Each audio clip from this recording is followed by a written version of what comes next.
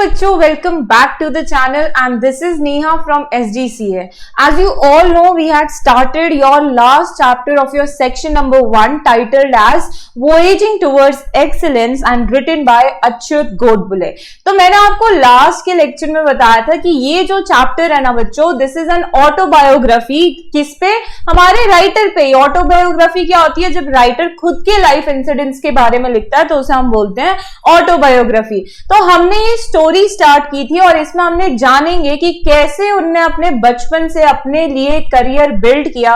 Although he was so talented in maths कि हर subject में, हर class में वो मैथ्स में फुल मार्क्स लाते थे, and still he shifted his career towards writing because according to him we should not study just for the sake of marks but for the sake of knowledge. Okay, so कल की class में हमने start किया था कि कैसे हमने देखा कि उनका बचपन कैसा बीता है. तो इकोनॉमिकली ये बहुत ही ज्यादा पुअर थे, है ना. फाइनेंशियली इनकी कोई खास हालत नहीं थी.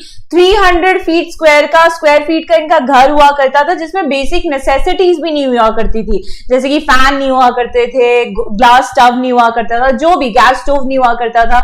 मतलब बेसिक नेसेसिटीज इनके पास नहीं थी, ऐसी इनकी हालत थी. ओके, फिर ये जब कॉलेज में पहली बार गए थे, ठीक है, तो इनको पहली बार इनके घर में गैस स्टोव आया था और इनको जिंदगी में पहली बार अपनी फर्स्ट वॉच मिली थी. आज देखोगे तो फर्स्ट क्लास के बच्चे हाथ में घड़ी पहन के घूमते हैं. इनको कब मिली थी?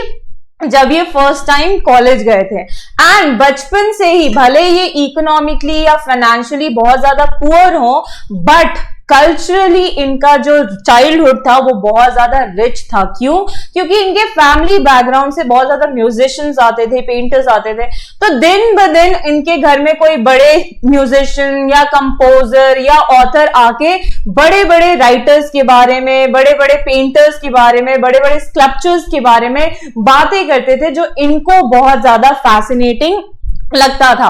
वो डिस्कशन रात भर चलते थे और ये रात भर सुनते थे. भले ही पूरा समझ नहीं पाते थे बट स्टिल वो पूरे डिस्कशन को बड़े ध्यान से सुनते थे. And this is the primary reason why he developed an interest in the field of music and arts. अब ये ऐसा बोलना चाहते थे कि साइंस एंड मैथ्स भी जरूरी होता है. आर्ट्स एंड म्यूजिक का मैं अगर बात कर रहा हूं, दैट डजंट मीन बच्चे को आर्ट्स एंड म्यूजिक ही करना चाहिए. साइंस एंड टेक्नोलॉजी, लेकिन जितना किसी इंसान की लाइफ में जरूरी होते हैं उतने ही जरूरी आर्ट एंड म्यूजिक होते हैं. ओके, तो फिर हमने उनकी शुरुआत देखी थी कि कैसे उन्होंने अपने एचएससी एग्जामिनेशन में 16th रैंक स्कोर किया, फिर उन्होंने जेईई एग्जामिनेशन दिया और बड़ी आसानी से क्रैक कर लिया. उसके आगे हम जानेंगे कि इनकी कॉलेज लाइफ कैसी रही, उन्होंने वहां पे क्या क्या किया. So let us start with today's lecture. I was quite happy getting into IIT but my job was short-lived. कहते हैं ये खुश तो बहुत ज्यादा हुए थे जब इनको IIT मिला था, क्योंकि IIT is not a simple college to crack बच्चों. उसके लिए आपको बहुत मेहनत करनी पड़ती है. बट वो जो उनकी खुशी थी ना वो ज्यादा दिन तक टिकी नहीं. जानते हैं क्यों? At Solapur I had not seen any building which was more than 3 story. अब इनको कॉलेज कहाँ मिला था? मुंबई में. तो मुंबई में तो बिल्डिंग्स होंगी. तो सोलापुर में इनने कभी ऐसी बिल्डिंग देखी नहीं हो जो 5 स्टोरी से ज्यादा हो, 5 फ्लोर से ज्यादा हो. ठीक है. Mumbai however was full of skyscrapers. तो मुंबई तो उस टाइम पे बड़ी बड़ी ऊंची ऊंची बिल्डिंग्स, जो बहुत ज्यादा मंजिलों की बिल्डिंग होती है ना बेटा, उनको बोला जाता है skyscrapers. At IIT most of the students and professors used to converse in English, whereas my English was very poor. Although he was very smart at studies, लेकिन जो इनकी इंग्लिश बोलने वाली एबिलिटी थी वो बहुत ही ज्यादा खराब थी. इनको इंग्लिश इतने अच्छे से नहीं आती थी. बट IIT में सारे टीचर, सारे फैकल्टीज तो इंग्लिश में बात करते थे. I had my entire education in Marathi. तो इनका जो स्कूल था वो कैसा था बेटा? मराठी मीडियम. सब वहां पे मराठी में पढ़ाया जाता था. My spoken English was quite pathetic. लिख तो सकते थे, लिख लेते थे अच्छा, बट जब वो बोलते थे ना तो वो बहुत ही ज्यादा खराब इंग्लिश बोला करते थे. Not only did I have a very weak vocabulary but my pronunciation also was terrible and my construction of English sentences very awkward to say the least. अब देखो इंग्लिश वर्ड्स इनको समझ आते थे, ये पढ़ते थे तो उनको मीनिंग पता रहता था, लेकिन जब वो बोलते थे तो वर्ब का सब्जेक्ट, सब्जेक्ट का ऑब्जेक्ट आड़ा टेढ़ा कर देते थे, एंड उनके जो प्रोनाउंसिएशन थे वो भी थोड़े गांव टाइप से। क्यों? क्योंकि बचपन से ही मराठी पढ़ते आए हैं, इंग्लिश उन्होंने कभी बोली नहीं है, तो प्रोनाउंसिएशन उनको पता कैसे होगा। Due to all this I was feeling quite lonely and terrified in Mumbai and IIT in particular. तो इसकी वजह से उनका एक मोराल जो है बेटा वो डाउन हो गया, क्योंकि बाकी सारे बच्चे इंग्लिश में बात करते थे तो इनको समझ आता था, बट कन्वर्स ही नहीं कर पाते थे, बात ही नहीं कर पाते थे, क्योंकि इतनी अच्छी इंग्लिश आती नहीं थी। तो धीरे धीरे धीरे धीरे उनका जो मोराल है, उनकी जो मतलब थिंकिंग है ना, जो माइंड सेट है, वो वहां से हटने लगा और उनका मूड ऑफ होने लगा। I had developed N inferiority complex and wanted to run away from IIT and even Mumbai। तो इन चीजों के वजह से क्या हुआ बच्चों कि उनके अंदर एक inferiority complex आ गया। inferiority कहने का मतलब जब आप बाकी सारे लोगों से खुद ही अपने आप को कम मानते हो, दैट इज inferiority complex, अपने आप को inferior मानते हो। एंड उनको चाहना था कि अब तो कैसे भी वो IIT मुंबई से भाग जाएं, क्योंकि अब उनसे ये काम होगा ही नहीं। जस्ट इमेजिन अ सिनेरियो जहां पे आप नए नए स्कूल में जाते हो और वहां पे सब इंग्लिश में बात कर रहे हैं, बट आपको इंग्लिश बोलनी नहीं आती, तो कैसा लगेगा बच्चों? सेम जैसा ये फील कर रहे हैं, तो ही इज ऑल्सो ह्यूमन, तो वो भी कुछ ऐसा ही फील कर रहे थे उस कॉलेज में रह के। One day I was sitting at my mess table in the hostel sipping tea when a senior guy came and sat on the chair adjacent to me. तो अब ये एक रैगिंग का आपको इंसिडेंट बताते हैं, जहां पे वो कॉलेज के जो हॉस्टल था ना बच्चों, वहां पे वो बैठ के चाय पी रहे थे, बड़े आराम से मिलती होगी हॉस्टल में, ठीक है। तो उसी टाइम पे एक सीनियर गाय, मतलब उनसे जो सीनियर था, उनसे जो ऊंची वाली क्लास में था, वो आके उनके बगल में बैठ जाता है। एडजेसेंट मतलब बगल में आके बैठ जाता है। He was an convent educated guy with fairly sophisticated English, at least spoken or colloquial English। कहने का मतलब क्या कि वो जो सीनियर था वो कौन से स्कूल से पढ़ा हुआ था? कॉन्वेंट स्कूल से। और कॉन्वेंट स्कूल ऐसा है जहां पे सिर्फ और सिर्फ इंग्लिश ही बोली जाती है, मतलब कंपल्सरी वहां पे रूल था, तो उसकी इंग्लिश तो बहुत ज्यादा फ्लुएंट होगी, ठीक है, बड़े आसानी से निकल रही थी, ठीक है। तो वही बोलते कि कॉन्वेंट बंदा है, इसलिए उसकी इंग्लिश इतनी अच्छी थी कि वो भी हैरान, मतलब खुद हैरान हो जाते थे। He was a bit arrogant and wanted to pull my leg। भले इंग्लिश अच्छी थी लेकिन इरादे अच्छे नहीं थे, ठीक है। तो वो ना उसको मजाक उड़ाने आया, थोड़ा सा एरोगेंट था, थोड़ा सा एटीट्यूड वाला सीनियर था, तो वो ना उसको मजाक करने आया, उसके साथ उसकी रैगिंग करने आया। He tried to engage in some conversation with me and started pointing out errors in just about every sentence or everything that I said। तो वो उनसे बातें करने लगा, कन्वर्सेशन करने लगा, एंड जैसे ये भी कन्वर्सेशन करने लगे तो वो ना उसको बोलने ही ना दे, वो सीनियर उन हमारे राइटर को बोलने ही ना दे, वो बार बार उसके एरर्स निकालने लग गया, बार बार उसको बोलने लग गया कि तुमने ये मिस्टेक किया, इंग्लिश में ऐसा नहीं होता, वैसा नहीं होता, ठीक है। मतलब जो भी वो बोलना चाहते थे कुछ कन्वे कर ही नहीं पा रहे थे, क्योंकि वो सीनियर उसको बार बार टोक रहा था कि तुम बहुत ज्यादा गलती कर रहे हो। After about 5 minutes he walked away after insulting me। तो हॉस्टल में बाकी बच्चों के सामने उनकी इंसल्ट करके वो सीनियर चला जाता है। अब मुझे ये बताओ बेटा, ये सीनियर का जो बिहेवियर था वो सही था या गलत था?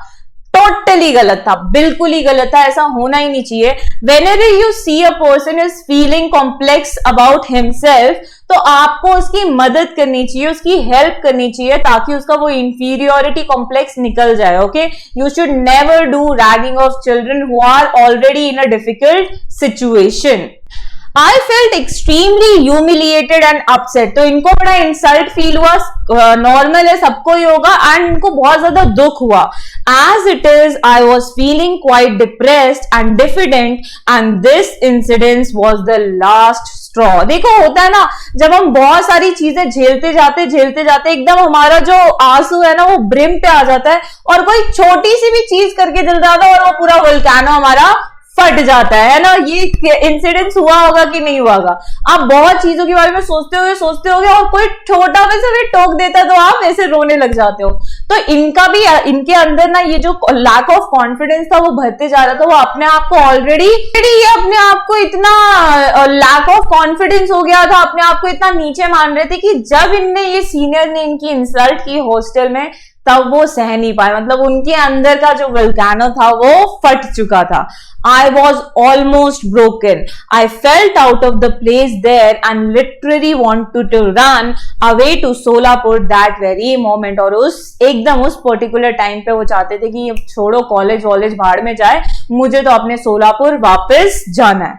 However, it was only my self-esteem which stopped me. तो ये था उनका सेल्फ एस्टीम जिसके वजह से वो उस कॉलेज को छोड़ के नहीं भागे। Suddenly, a feeling of determination and strength came over me and gripped me. देखो हर सिचुएशन में ना आपको दो टाइप के इंसान देखने को मिलेंगे। एक जो सिचुएशन से डर के बोले यार मैं नहीं कर रहा, मेरा काम ही नहीं है तो मैं क्यों करूं, मुझे तो डर लग रहा है, मैं नहीं कर रहा। एक बोले ठीक है ट्राई करते हैं, कुछ भी होगा तो देखा जाएगा, ट्राई करने में क्या है। तो always be the second person. और हमारे राइटर भी कुछ इसी प्रकार के इंसान थे।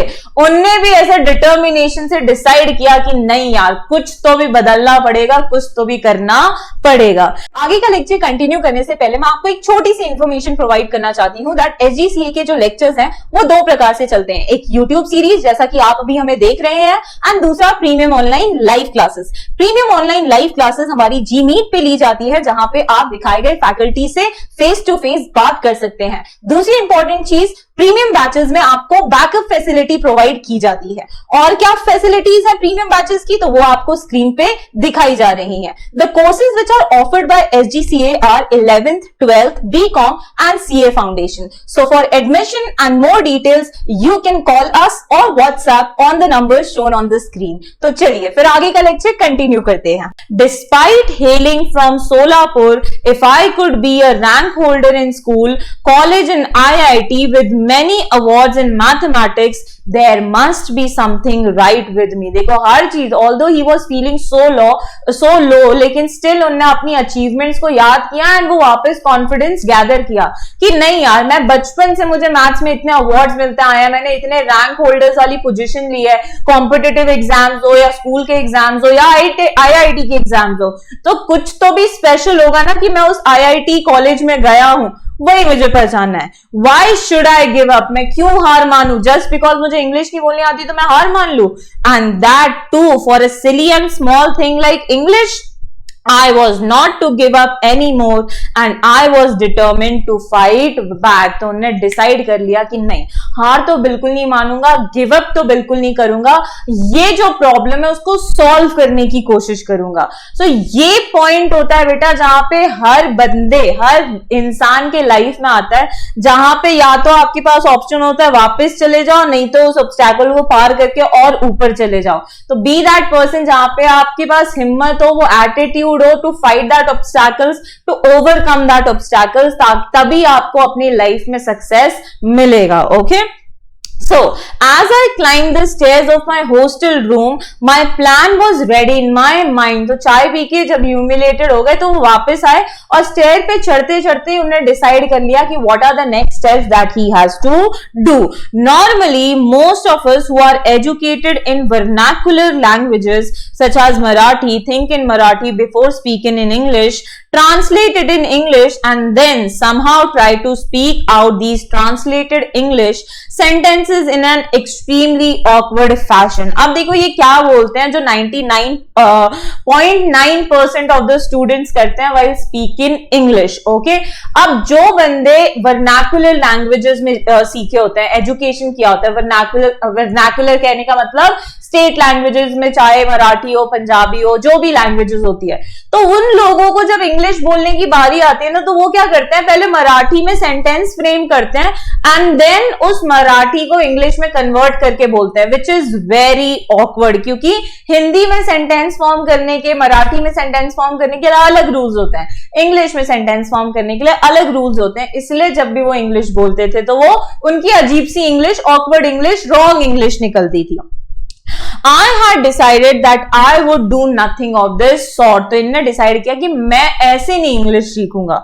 I wanted to achieve excellence. मुझे एकदम टॉप मोस्ट पोजीशन पे जाना है, एकदम सबसे अच्छी वाली इंग्लिश सीखनी है. This urge to excel in anything that you try to do has been with me since the childhood. तो बचपन से इनका एटीट्यूड कैसा है, जो भी करो लेकिन उसमें टॉप रहो, मतलब छोटा ही काम करो लेकिन उसमें एकदम टॉप पोजीशन पे रहो. तो वैसे ही ये चाहते थे कि हर चीज में ये एक्सेल करे एंड इस ऑब्स्टैकल से भी वो एक्सेल करना चाहते थे. Whether I would succeed in this or not, I always set my aims high. वो बोलते हैं कि भले ही मुझे सक्सेस मिले या ना मिले बट मैं तो अपना एम हाई रखूंगा, ठीक है. एंड जब भी आप कोई ऑब्स्टैकल को पार खाते हो ना, या उसको सॉल्व करने की कोशिश करते हो या फेल भी हो जाते हो, तो ऐसा नहीं है कि फेल हो गए तो आपको कुछ मिलता नहीं है. आप बहुत सारे लेसन्स लर्न करते हो जो कि आप अपने फ्यूचर लाइफ में यूज करते हो. In this case too, I wanted to speak excellent, elegant and fluent English. तो इस केस का इनका एम था कि सबसे अच्छी इंग्लिश, सबसे सुंदर इंग्लिश और सबसे फ्लुएंट विदाउट एनी मिस्टेक वाली इंग्लिश वो बोलना सीख जाए. The first thing I did was to start reading English newspapers and English novels. तो बच्चों, the basic step to learn a good English, a fluent English, is to read articles, magazines, newspapers and novels. And he also did the same thing. सबसे पहले इनने newspaper and articles read करना शुरू किया. I studied etymology and phonetics and studied the root of the words and how to pronounce them. इनने सिर्फ English पढ़ी नहीं, हर एक वर्ड का ओरिजिन पढ़ा कि ये वर्ड आया कहां से है, उसको बोला कैसे जाता है. फोनोटिक्स मतलब कैसे आप उसको प्रोनाउंस करते हो. Okay. I used to stand in front of the mirror and practice speaking, realizing my mistake and correcting them myself all the time and improvising and improving day by day. तो जब ये read कर लेते थे तो फिर mirror के सामने खड़े होके या अपने मर्जी से सेंटेंसेस बोलते थे, जहां पे अपने आप को ही अगर मिस्टेक हुई है तो अपने आप को ही इंप्रूव करते थे, इम्प्रोवाइज करते थे और ऐसा दिन ब दिन वो रोज करते थे मिरर के सामने खड़े होके. It took about 9-10 months, by which time I started feeling quite confident about speaking in English. ऐसा करते रहे और कितने टाइम तक करते रहे बच्चों? 9 से 10 महीनों तक. And finally then he realise कि हाँ, अब वो फ्लुएंट इंग्लिश बोल सकते हैं, उनके पास वो कॉन्फिडेंस आया इंग्लिश बोलने का. एट लेंथ विद एनीबडी मतलब जो चाहे वो बोल सकते हैं, ठीक है. My fear had vanished and I started feeling at home in my hostel. तो उनका जो डर था वो इंग्लिश बोलने वाला, वो फाइनली उनका खत्म हो गया, गुम हो गया, चला गया. एंड वापस उनको जो हॉस्टल है ना अपना घर जैसा दिखने लगा. मतलब वो ही वॉज फीलिंग हैप्पी. अब वापस वो कॉन्फिडेंस आ गया था उस कॉलेज में सर्वाइव करने का. In my future career, out of 32 years in information technology field, I was the chief executive or managing director or head of software company with thousands of software engineers worldwide. तो IT गाय रह चुके हैं हमारे अच्युत गोडबोले, ठीक है. इन्होंने अपने IT industry में कितना टाइम बिताया बच्चों? 32 years. एंड आपको पता है कि IT इंडस्ट्री में सर्वाइव करने के लिए एक बेसिक नेसेसिटी तो इंग्लिश होती है. Okay. And that too IT में इन्हें कोई छोटा मोटा जॉब नहीं किया है, कंपनी का सीईओ या फिर मतलब top most positions of companies उन्हें सिक्योर किए हैं या होल्ड किए हैं. During that period I had to give several presentations और negotiate many contracts with the CEOs, directors और VPs in the US, UK और ऑस्ट्रेलिया. तो उस 30 ईयर टाइम स्पैन में उनको बहुत सारे डील्स करने थे, कॉन्ट्रैक्ट्स करने थे, प्रेजेंटेशंस देनी थी, मीटिंग्स करने थे बहुत बड़े बड़े लोगों के साथ. I was absolutely at ease at that time. तो उस टाइम उनको कोई भी दिक्कत नहीं आई because he had invested 9 to 10 months for that particular part of speaking English fluently. सोचो, जब आप टाइम इन्वेस्ट करोगे ना तो कभी भी वो टाइम जो है बेटा बर्बाद नहीं जाएगा, चाहे अब वो कोई भी पैशन में लगाओ, कोई भी हॉबीज में लगाओ, वो आपके कहीं ना कहीं तो काम आएगा ही. It is only due to the efforts at IIT, वही मेहनत उनने की IIT में, that I could sign contracts worth millions of dollars worldwide and also run large global software companies. तो वो क्या बोलते हैं कि वही मेहनत थी जो मैंने की, वही एफर्ट्स जो थे वो मैंने डाले, जिसकी वजह से आज मैं लाखों करोड़ों के कॉन्ट्रैक्ट साइन करता हूं, डील्स बनाता हूं, है ना, मीटिंग्स रख पाता हूं या किसी से भी आराम से बात कर पाता हूं. ओके, सो बच्चों इस लेक्चर में हमने सीखा how did he learn to speak English fluently. Although he was feeling so low in the college, जहां पे उनको मजा ही नहीं आ रहा था, उनको लग ही नहीं रहा था, आउट ऑफ द प्लेस उनको फील हो रहा था अपने कॉलेज में, जस्ट बिकॉज कि उनको इंग्लिश बोलनी नहीं आती थी. But instead of giving up, he tried to improve his English and it took 9 to 10 months. तो lesson learned from this part is कभी भी अगर कोई obstacle आए, चाहे वो कितनी छोटी और कितनी बड़ी क्यों ना हो, हमें हार नहीं माननी चाहिए. We should never have that give up attitude and we should always put efforts to overcome that obstacle. आगे की कहानी बच्चों की, उन्होंने आगे की लाइफ में क्या किया, कैसे improve हुआ and how did he excel and how did he become a writer after all, we will study that part in the next lecture. Thank you बच्चों, bye bye. अगर आपको ये वीडियो अच्छा लगा होगा तो do hit the like button and subscribe for latest notifications. और कोई भी सजेशन करने के लिए आप हमारे कमेंट बॉक्स पे कमेंट कर सकते हैं. You can follow us on various platforms like Insta, Telegram, our applications and many others. Bye bye, see you in the next lecture.